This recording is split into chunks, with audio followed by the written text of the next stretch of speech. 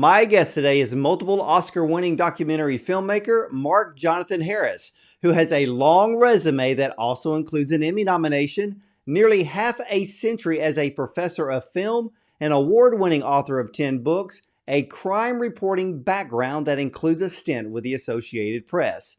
But for all that he's accomplished, he is most proud to use his storytelling gift in his new book, Misfits, to share moving and inspiring stories that explore the resilience of the human spirit, which is our topic of discussion today. So, ladies and gentlemen, let's welcome Oscar-winning filmmaker and author Mark Jonathan Harris to the show. Welcome.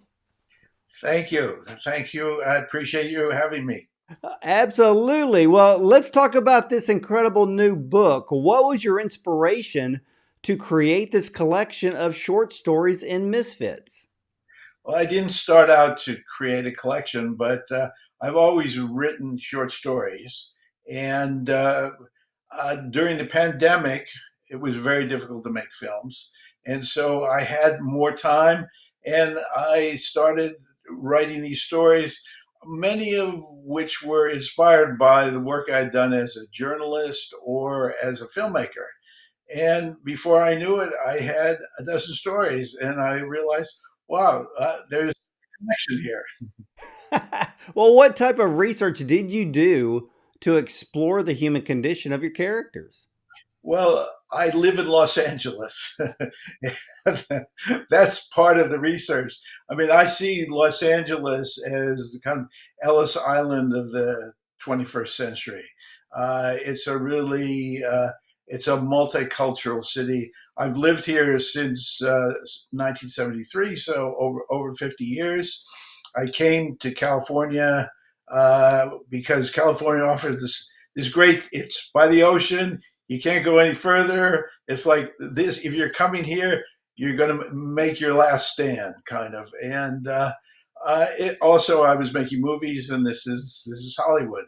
Although the movies I make are documentaries. They're about the difference between documentaries and fictional films. Are documentaries are about real people.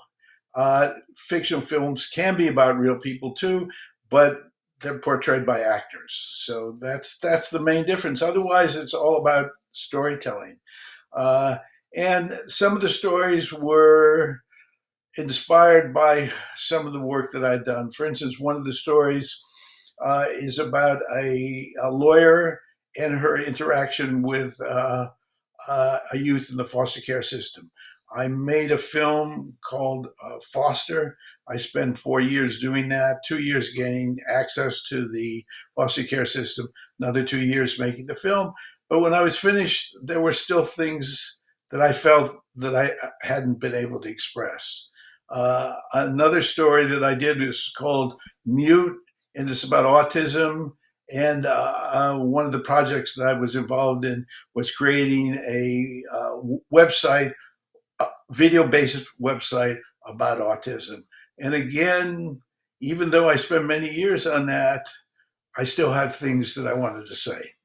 And there's a difference between filmmaking and writing books. One of the differences for filmmaking, you got to raise a lot of money to make your films. To write your book or to write a story, you just sit down, it's just you and the computer.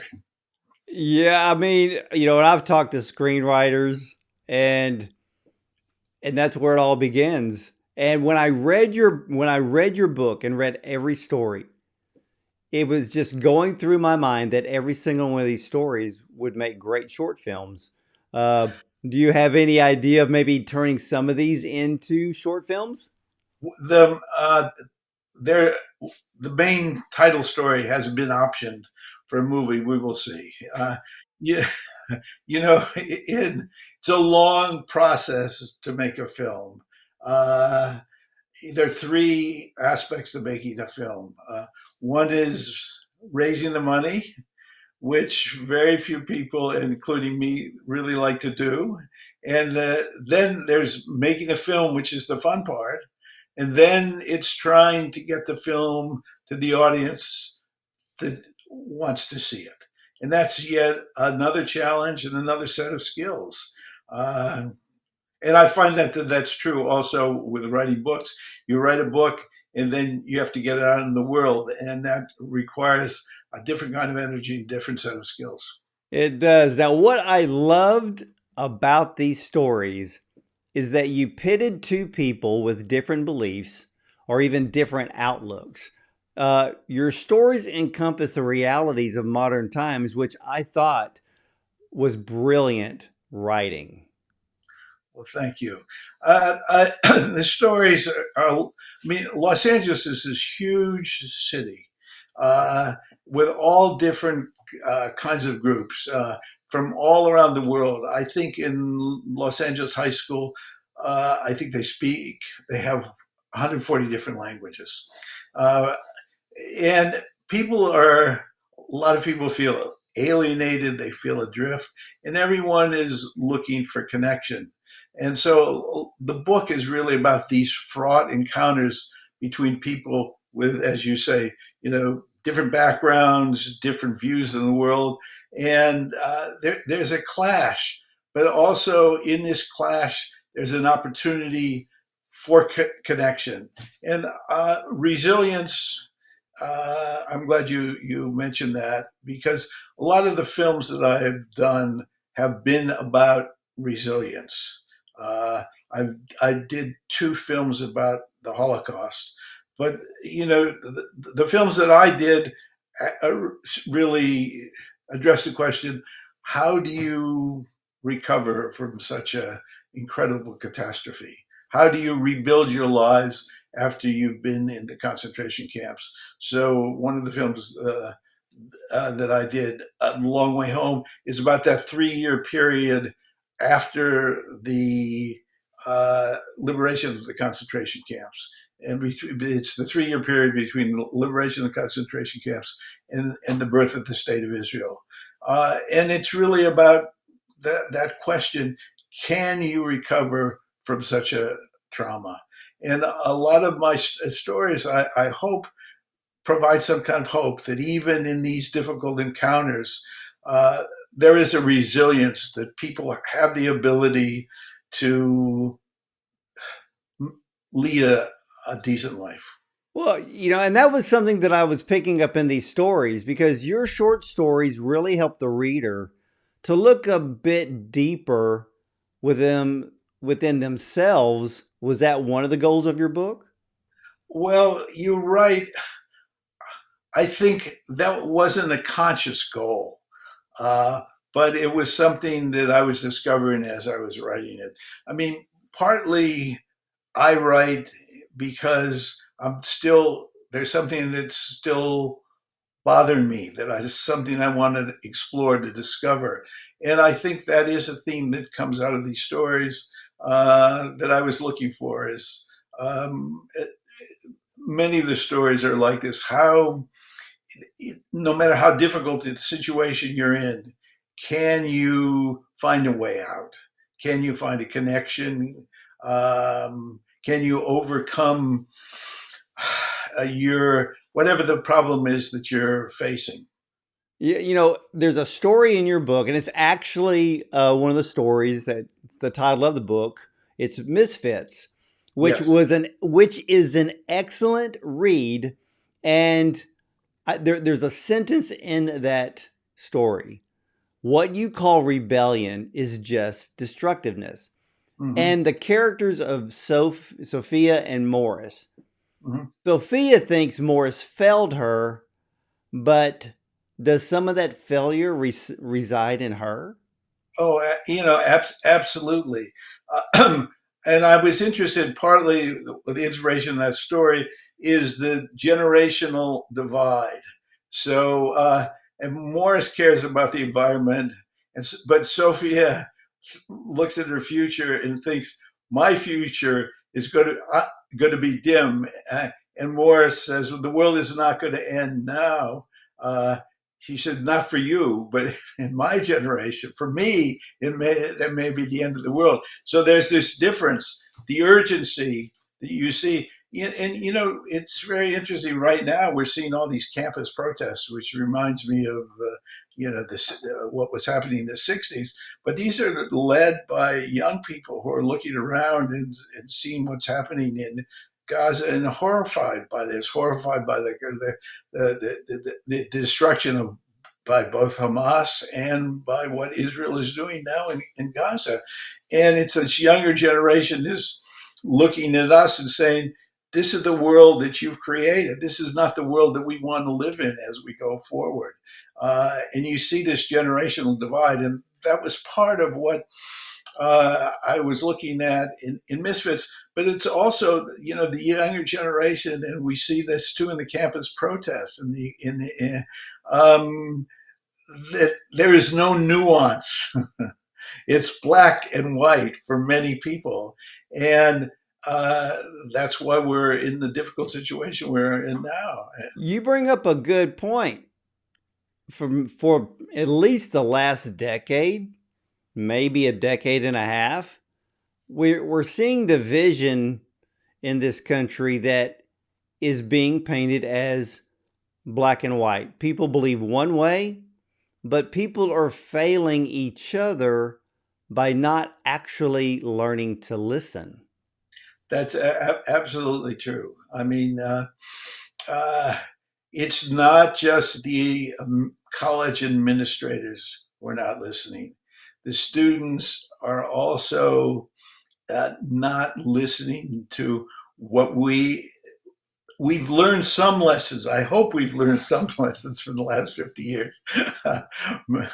Well, uh, one of the things that kept popping into my mind during that story of Misfits mhm. is how we watch the news and then we see these climate change activists. They're throwing paint on priceless works of art. They're pouring oil, maybe at an auto show on the hood of a Ford or whatever.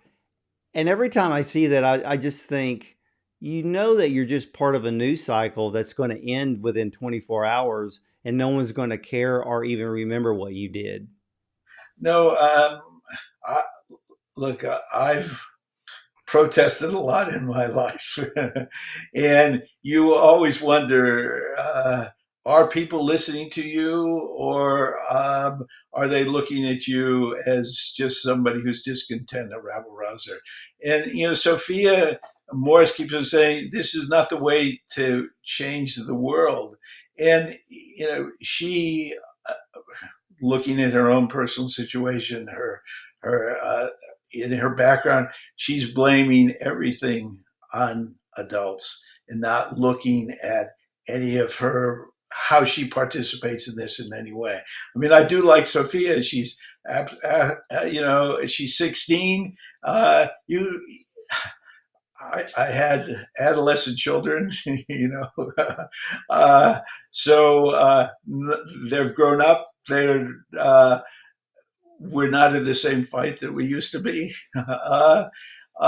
So the young don't have all the answers, but they do have this kind of moral passion that and the sense of urgency, which I think is really important for us to listen to. No, I agree. I agree. And I love it when people have passion. But just like Morris was trying to tell her, there's another way to do this. Because even when Yeah, she walked into his office and saw the pictures on the wall from Sierra, and I thought, wow, what a contrast. Here she is judging him, not knowing that he cared about the environment, right. and I love the way you meshed that story together. But then you have a story that you had mentioned a few minutes ago, Mute. Yeah. Why did you use the profession of a filmmaker and combine it with the subject of autism? Um, well, I guess I know what it's like to be a filmmaker. I can draw on that, but it's also the sense of there's a line in the story where the filmmaker is sort of more comfortable watching people on the screen in a dark room than he is actually interacting with people. And the whole issue of autism is very complicated. No, I mean, it's clear that there's an increase in autism globally, not just in this country. Why that is still a subject of debate. But it is possible that there is some hereditary and genetic aspect to it. But it's also, so uh, the protagonist of the film is struggling. He had a very remote relationship with his parents, and he sees that being repeated. So part of it was, you can't explain all the reasons you make choices, but I had a certain a character in mind, and it turned out he was a producer. Wow. In that short story of Mute, there Mhm. are two sentences that I love. I literally wrote them down. I'm putting them off to the side because they're very inspirational. They're very motivational, and I think everybody needs to kind of take those two sentences to heart. And it says, "Sometimes you have to take chances in life. Leap without looking. Otherwise, you never know what's possible." And for me, I think that pretty much sums up many filmmakers I know. Yeah, well, I think it's a very uncertain business. I've always felt that films are a leap of faith. Uh, I've made films that have been very successful, and I've made films that have not been successful. But you go into every film hoping it's going to work, and sometimes you you miscalculate it. So uh, it is it is an uncertain business. I mean, I quoted the story of William Goldman says nobody knows anything, in the business, which is true. People don't know what's going to be successful or not, and it doesn't mean that the film is not good, but the timing can be wrong. And people don't want to hear what you're saying at that time, or people are looking for something else to see at the theater. Um, we see that all the time, and films that are overlooked sometimes have a long life, rediscovered later on. And when the time is, when people are ready, more ready to see it. So, Yeah, uh, there are so many films out there that are absolute beautiful gems that most people will never see. And to me that is such a crime to the creative art. And everything you said about film is correct. I mean, a lot of it has to do with timing. Uh, there are and timing could be anywhere from an up and coming filmmaker to someone who's an A-list director or even the studio completely misses the mark. Well, I can cite a personal experience. I co-directed a film with Ola Sanyan, who is a great Ukrainian director. We made a film called Breaking Point: The War for Democracy in Ukraine, and we finished it. It was The film is about the revolution on the Maidan, and then the beginnings of the war, the annexation of Crimea in Russia, first going into the Donbass in the eastern Ukraine. And the film was released in 2016. It's a film that I'm very proud of. Uh, but at that point, America could only deal with one foreign crisis at a time. We were interested in Syria. That was in the news. So very few people saw the film, which I think was very prescient about what was going to happen. So although it has limited theatrical release, very few people saw it. Then Putin invades Russia. Suddenly, the film has meaning, and it's starts streaming, and then people see it. So it's like basically 8 years later. Yeah, uh, but the film got great reviews, but nobody went to see it. Nobody was interested at that point. But then after the invasion of Ukraine, suddenly the film became relevant again. Yeah, it's all in the timing. But I have to ask you because how did you experience, or how did your experience of being a crime reporter and a documentary filmmaker help you to write some of these captivating short stories? Uh, well, I started out as a crime reporter in Chicago. At the time, there were four newspapers. There were two in the morning and two in the afternoon. This is a long time ago when journalism is much different than now, just two papers in Chicago. Um, but I was taught to look for the salient details as a reporter. You're writing in sort of limited space. You so how what are the details that are going to really make the story vivid, and you also learn to try to figure out what's happening. You have to very quickly. Uh, and I started out as a reporter, basically fresh out of college, and it was a huge shock to be thrown into. I was reporting crime from 5 in the afternoon to 2 in the morning on the south side of Chicago. It's like, so this is a world that I had not experienced, frankly. Thrown into it and trying to make some sense of it, try to understand both the police and the crimes that they were reporting. So it was a great lesson in life, and it was also a lesson in how to write succinctly and clearly, and capture the essence of what's going on in a very short form. So that I think that journalism definitely affected my writing style. Well, it really plays into probably my favorite story in your book, Tikkun Olam. Mhm. The contrast you bring of a Jewish woman and a black youth is a beautiful story. So much so that it should either be a feature film or a short film. What was your inspiration in writing this one? Because I love this story. Well, I'm glad to hear that.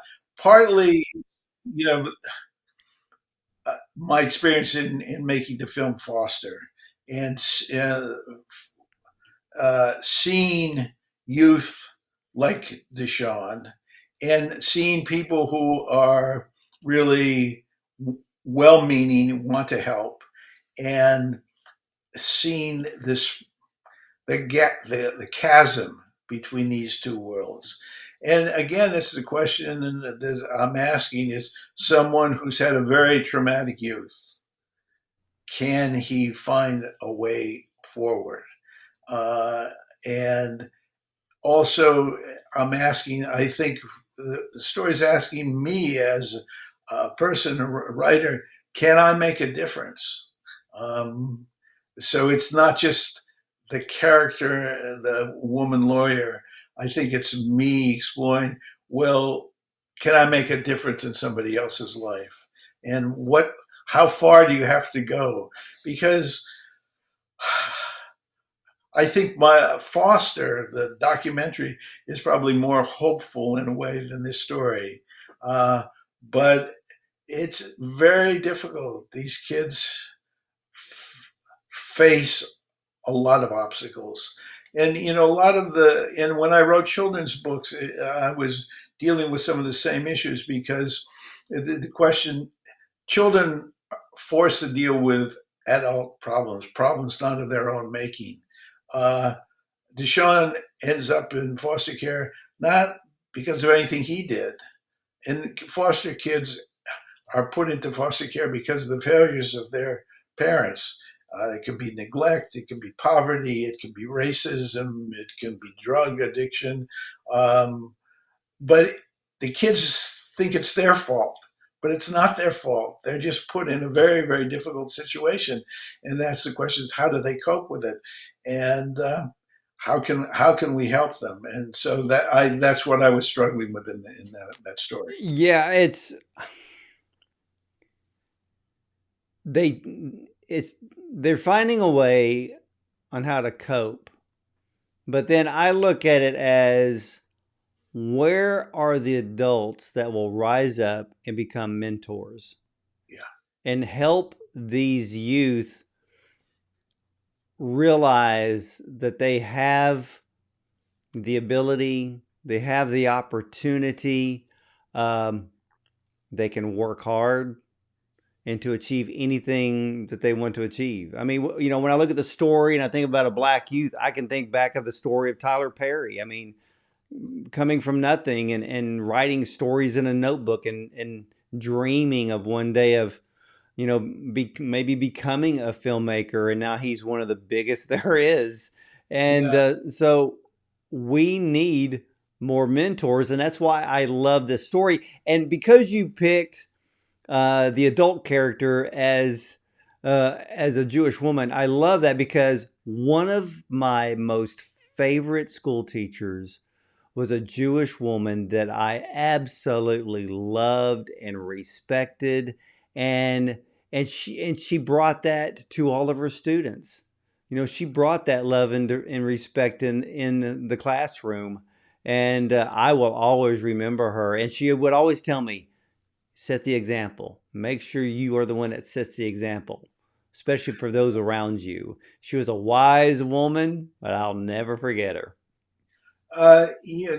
One of the things that I think I discovered or took away from my experience doing the film Foster is that what's most important is this single, caring, consistent adult in the life of these kids.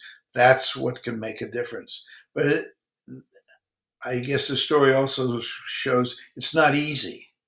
Yeah, and you have to really, it's you have to be dedicated. You have to expect that it's be realistic and know that you magically can't wave a wand and suddenly these kids are going to be all right. You have to hang in there, and that dedication is really important.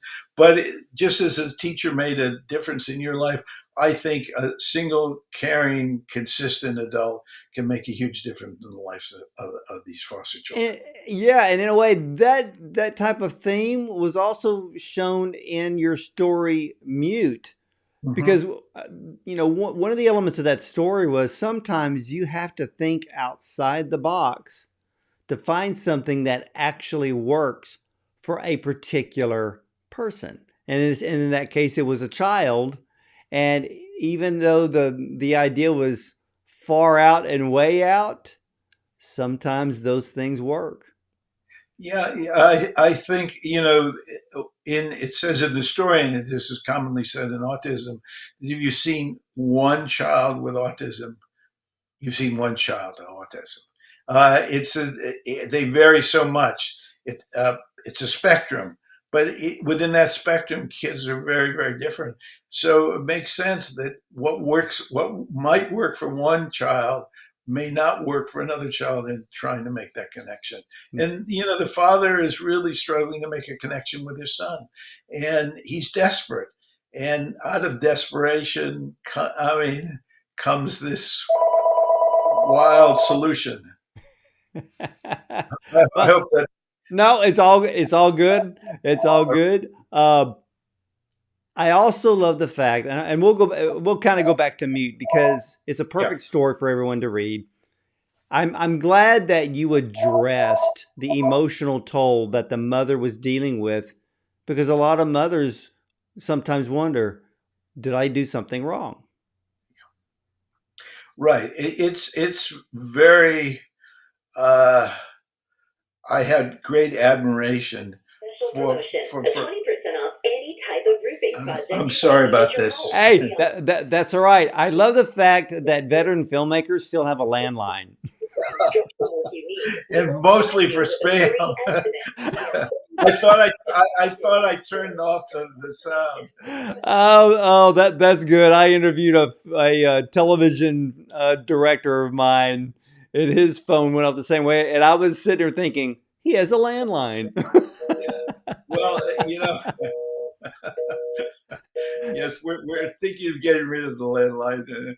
This is more ammunition, more evidence why we should get rid of it. Well, Uh, I don't know. Sometimes I'm starting to think that that may be a good thing to actually have one. But the only thing is, people now find out where you live, so that's the only thing I don't like about them. uh, you know, go but back yeah, go back to to the story about the mother. yeah, it's require. I had great admiration for many of the parents because it is a challenge and it requires infinite patience and dedication. Uh, but again, there's a stigma about kids who are autistic, uh, and there's such a wide variety on the spectrum, and children really, again, it's this resilience. People look at their deficits rather than looking at their strengths and what their potential is. And I think in terms of authors, it's important to find out not just what the child is having difficulty with or having challenges with, but what are their strengths? And in this story, I mean, the Samuel has a kind of compassion, and he does bond with the monkey in a way. Uh, and at the end, I felt it's about. I hope that that the end also shows his capacity, although he can't really articulate all that he thinks and feels. It's evident from his behavior. I also picked up out of that story that love isn't always a feel good thing. Um, Love is hanging in there. Yeah. Mm. And that's what that story Mute really, really showed. It's a beautiful story. I have to bring up a story that has this bit of air of mystery to it. And I love the Oppie Hmm. story. Two men in the field of scientific research, but one had another similar connection of each one having a woman in their life that they both left because they each wanted more, but left a hole in each one's life. Care to explain? Um, I was very interested. I mean, Oppenheimer. This is the year of Oppenheimer, but uh, Oppenheimer is a really very enigmatic figure uh, because here he's the creator of the atomic bomb, and then afterwards felt a great deal of guilt. And there's a famous story where he goes to meet Truman, and he says to Truman, and this is after the bombing of Hiroshima and Nagasaki, "Mr. President, we have blood on our hands." And Truman says afterwards, don't bring that gloomy figure back again. It's like, I don't want to deal with the kind of guilt that he's bearing. I don't want to. So I was interested. There was to connect the personal and the political. So on the one hand, he has this guilt, but I also suspected in some way that, because he doesn't talk about it, it's not clear, that he also had some guilt from the woman Jean like suicide, because anyone who has someone close to him or her who commits suicide feels there's always this question: what could I have done? Could I have done something to prevent that? How am I at fault in some way? And so I was interested. I thought that probably his social political guilt was also connected in some way to a personal guilt. So that's why I put the two together and trying to explore that. Somebody who was really struggling with another scientist who was struggling with that on a personal level. Well, I also picked up in this story that the other gentleman, I was Mhm. picking up his demeanor, his thought process, um, because he was just like, "Oh my gosh, that's Mr. Oppenheimer over there." Yeah. And we've all had those moments where you may walk into some place and go, "Oh my gosh, that's so and so," Mhm. and but to have the guts or the gall to walk up to someone and in a way maybe force a conversation. And of course, in this story, you have Oppenheimer actually kind of leave the, he opens the door to this gentleman to, I guess, to have this type of discussion. And and I kept thinking the whole time, you know, if I was Oppenheimer, I probably would have got up and left sooner. Right. But Well, this, you but yes, uh, but of course, it's also a sense that the biologist, or is it's an internal conversation, with himself, and Oppenheimer. It's fiction. oh yeah, yeah. But I love the fact that because you were a crime reporter, so you had that very close connection to the story, to the people. You saw the human condition firsthand, so that was gaining life experience and moving into the world of filmmaking. And then, like you said, documentaries. That's true stories, true to life. And so the way that especially this gentleman, the biologist, it was funny because as I was reading the story, I was like, how many times did I ever have an interview where I had something that I wanted to ask, but waited? Was there a time for it? Would it be respectful for me to ask? Would I be crossing a line? And so it's kind of like you have to read the room. Yeah, yeah. Well, this is true. And then finally, he does cross the line, and Oppenheimer finally does get up.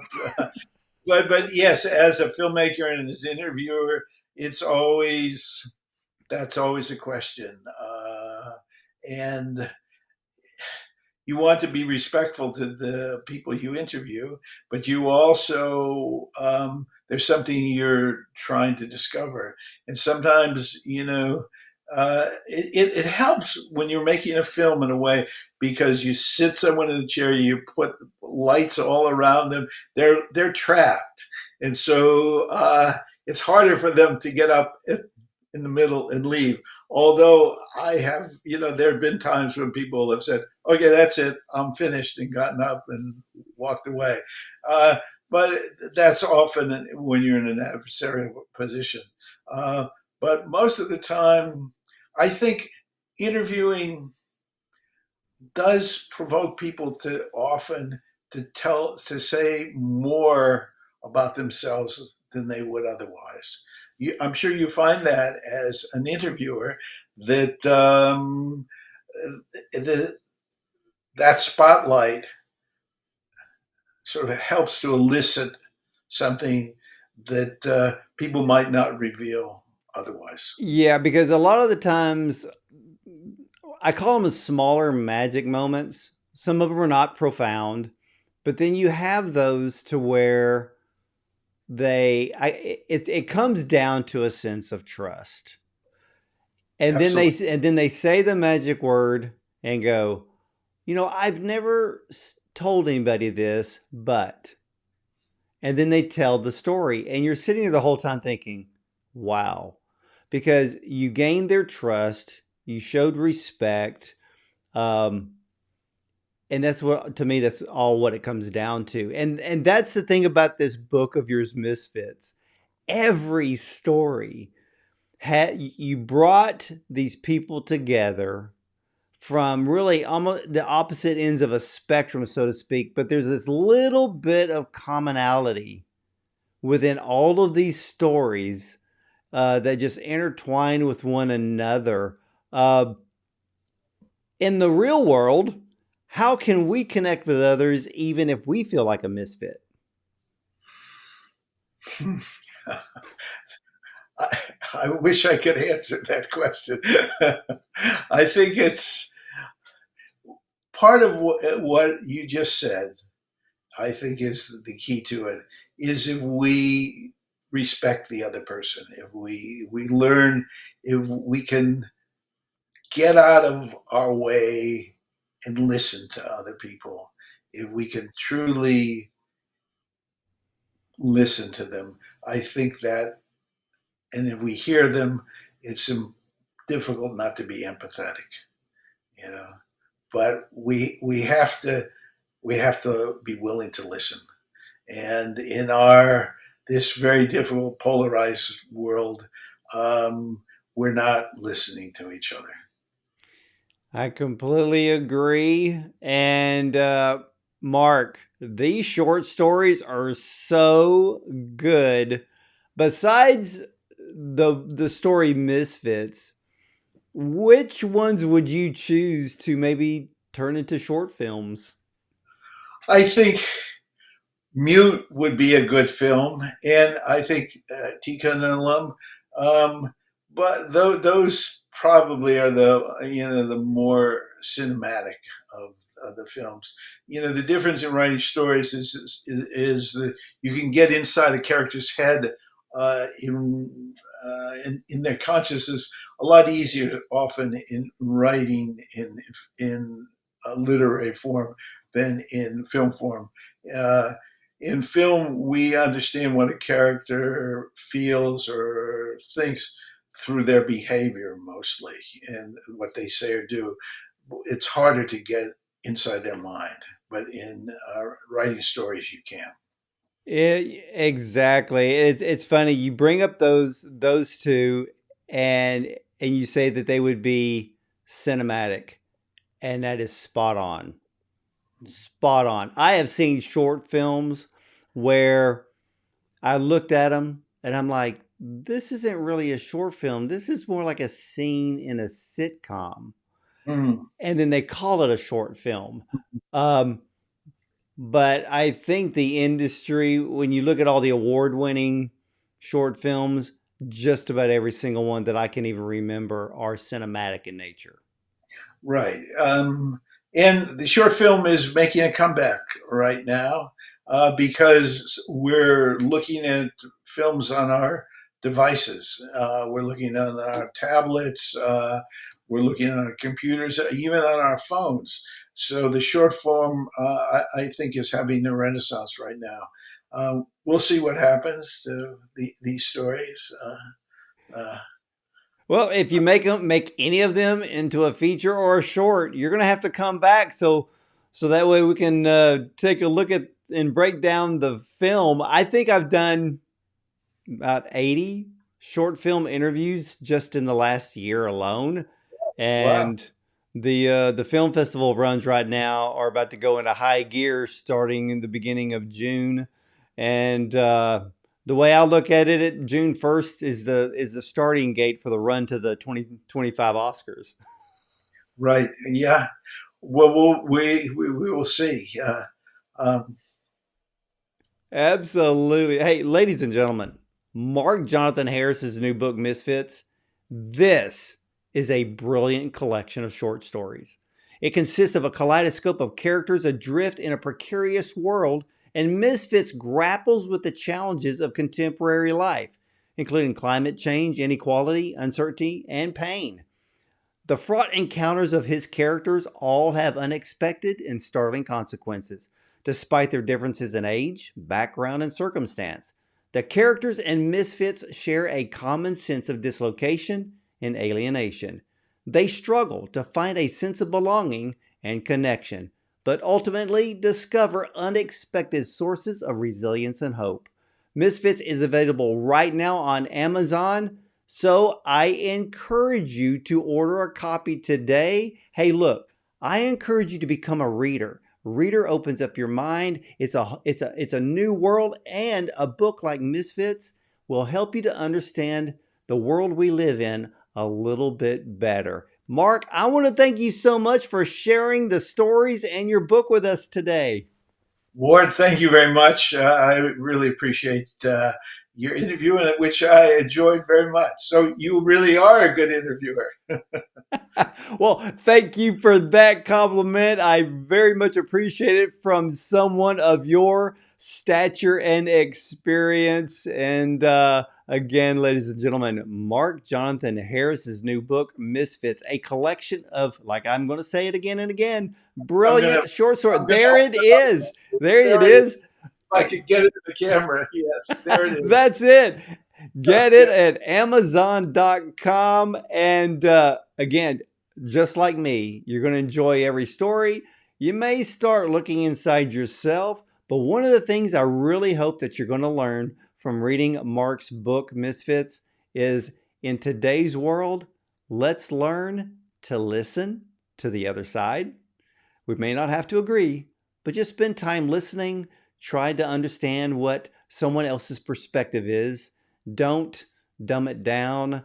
Don't hit them over the head with a book or a mallet, but just learn to listen because we're all going to learn something. And hopefully over time, we can take this great divide in our nation and bring it together so we are one nation. Okay? So ladies and gentlemen, I want to thank you for watching, and you can catch all of the replays of our interviews with top film directors and producers and screenwriters, as well as actors. More at Bond on Cinema. We are available on YouTube as well as a dozen audio platforms as well, like Spotify and iTunes, and you can also subscribe free there.